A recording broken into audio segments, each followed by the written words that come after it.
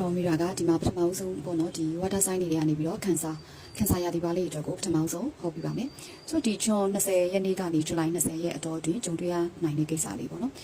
ဆိုတော့ဒီခန်းစာလေးတွေပေါ့နော်ဒီခန်းစာလေးတွေကတော့လေဒီမှာမိရာမြင်တာကတော့ဒီဂျွန်လကုံပိုင်းလောက်မှာပေါ့နော်ဒီဂျွန်လကုံပိုင်းလောက်မှာနှလုံးသားရေးနဲ့နော်ကိုယ့်ရဲ့ emotional ပေါ့နော်စိတ်ခံစားချက်ပိုင်းဆိုင်ရာမှာထူးခြားမှုတွေရှိလာလိမ့်မယ်ဆိုတော့ဒီမှာအခြေရေးပေါ့နော်ပထမဆုံးအခြေရေးကိုပြောမယ်ဆိုရင်တော့အခြေရေးပဲဖြစ်ဖြစ်ပေါင်းသိဆက်ဆံရေးပေါ့နော်လူမှုရေးမှာပဲဖြစ်ဖြစ်ကိုယ့်ပေါ်မှာလေတကယ်ပေါ့နော်နားလည်ပေးမဲ့သူတွေ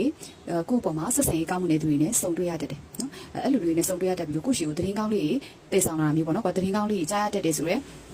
energy မျိုးမြင်ရတယ်ပြီးရခါကျတော့ခန်းစာလေးတွေကကိုပေါ့နော်ဟိုမိမိကိုမိမိပေါ့ပြောရဆိုစိတ်ခံစားချက်တွေကိုပုံမှန်ဆိုရင်တပြီးတော့ထိန်းချုပ်နိုင်တဲ့အစီ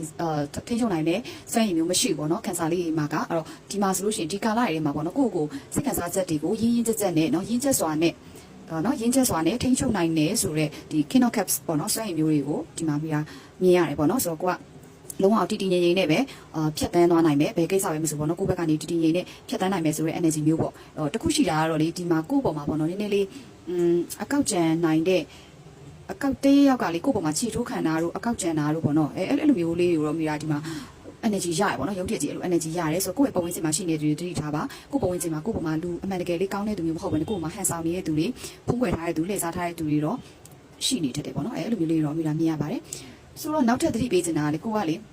ဒီလားဒီပေါ့နော်ဒီ9 on sweat ပေါ့နော်9 on sweat energy အရာဆိုလို့ရှိရင်ကိုကလေကိုယ့်ဘက်ကနေပြီးတော့ကိုအဲ့လိုမျိုးထိုးနှက်တဲ့ကိစ္စတွေရှိတယ်လူတွေကလေကိုထိုးနှက်တဲ့ကိစ္စတွေရှိတယ်ဒါပေမဲ့အဲ့ဒါကိုကအမှန်တော့မဖြစ်လာသေးဘူးဒါကိုယ်စိတ်ကူးလေးရပဲဒါကိုယ်စိတ်ကူးလေးကနေပြီးတော့ရှိနေတဲ့ဒီတောကတွေပေါ့နော်ကိုယ်စိတ်ကူးမှာအနာဂတ်အတွက်ကိုတွေးဖို့ပြီးကိုယ့်ဘက်ကတောကရောက်နေတဲ့စိတ်ကိုတော့လှုပ်ချပေးဖို့လိုအပ်မယ်ပေါ့နော်ဒါခန်းစာလေးအတွက်ဖြစ်ပါတယ်ဆိုတော့တခြားတော့တွေလူကြီးမ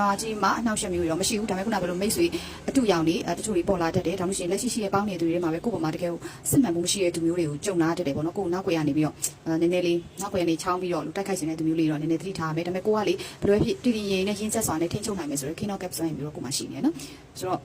okay အဲ့ဆိုရင်ဒီခန်းစာလေးတွေကဒီပေါ့နော်ဒီတလတာအခုလာမဲ့နော်ဒီတလတာတော့တွင်းကြုံလာမဲ့အခြေအနေတွေမှာအေးချမ်းမှုတွေနဲ့ချစ်ချင်းမိတာရရှိနိုင်မှုအတွက်ဆိုရင်တော့ comment မှာခန်းစာ peace လို့ရေးခဲ့ကြ